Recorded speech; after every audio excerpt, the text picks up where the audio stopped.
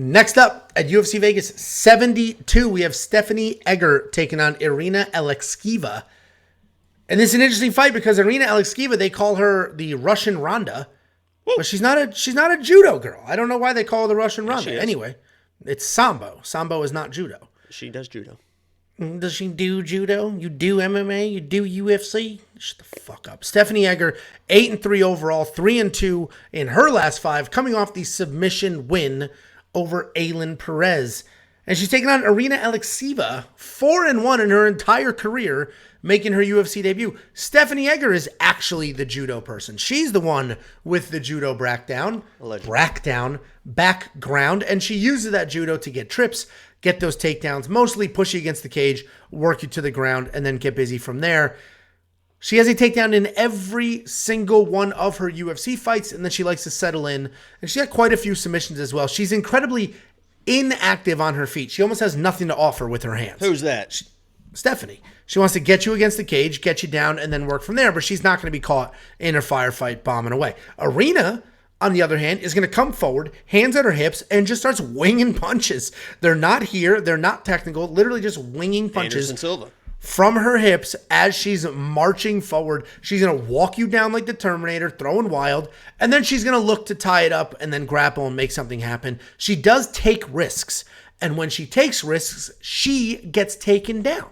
She trusts her, I'm going to call it jiu-jitsu, but it's Sambo. She trusts her jiu-jitsu so much, she'll just hang out on her back, throwing up triangles, staying long, trying to make things happen, trying to get arm bars, and it does get her into trouble. If you even in her wins, you'll see that she gets into some trouble being too comfortable on her back. Stephanie Egger's a 3-1 favorite. I disagree with those odds. I think that is a little wide, but I do understand it. She has the higher level MMA experience. She's far more polished as a fighter. She could potentially get Irina to the cage, take her down, and then just beat her up from there, submit her. She's got quite a few submissions on her record. But with that being said, Irina is dangerous. We don't quite know how good she is or is not just yet. I am picking Stephanie Egger to win this fight. I think she's going to get it done. I'm pretty sure she's going to get it done, but I'm not laying out 3-1 on that. That seems a bit wide. What do you think, Jakey boy?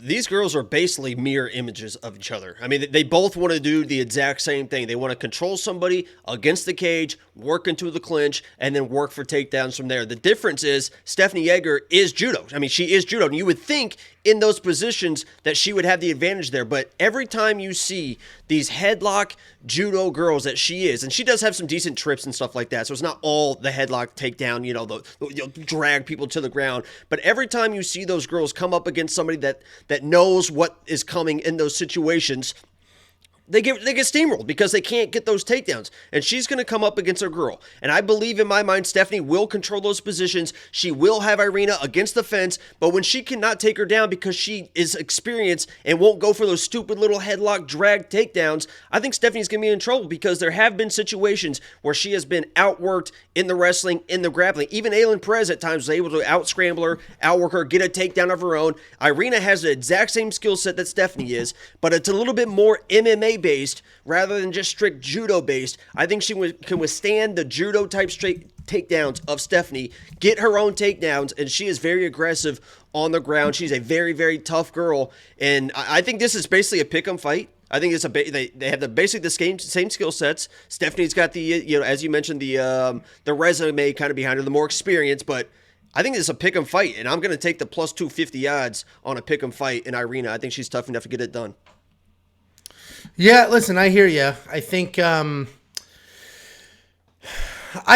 Stephanie's going to get it done. I don't like that minus 300. That seems a bit wild. And I think she's just getting that juice because of her higher level of higher level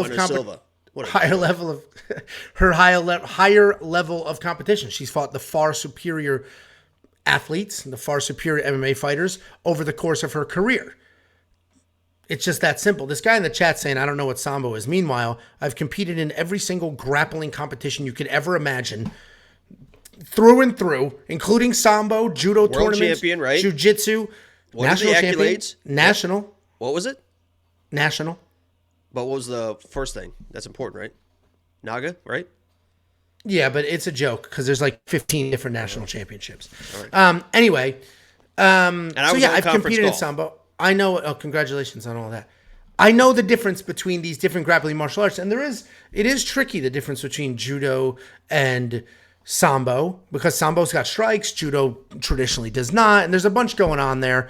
Judo and then Greco-Roman wrestling, somewhat similar, can't touch below the waist. There's a lot going on in all of these different individual martial arts. Anyway, the point to any of that was, I don't know why they call her the Russian Ronda.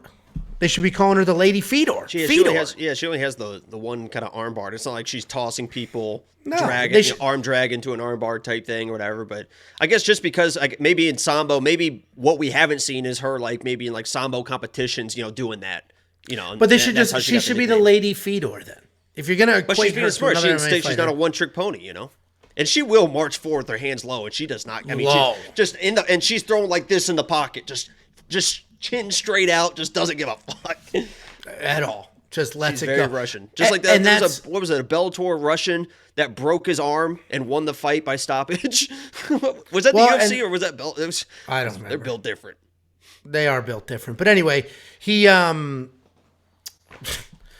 Sambo is derived from judo, Angelo. So shut the fuck up, nerd.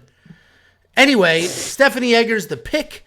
$9,400 seems a bit extreme, but if Stephanie Egger gets herself a submission, all of a sudden that's not looking so bad. And Irina puts herself in harm's way, just marching forward, bombing. Bombing. What do you think? I think that there definitely is a finish at one side or the other. Somebody is going to take somebody down, and somebody is going to get exposed on the ground. One or the other is probably going to dominate the ground positions of this fight, and I think there's a finish on either side. I get it.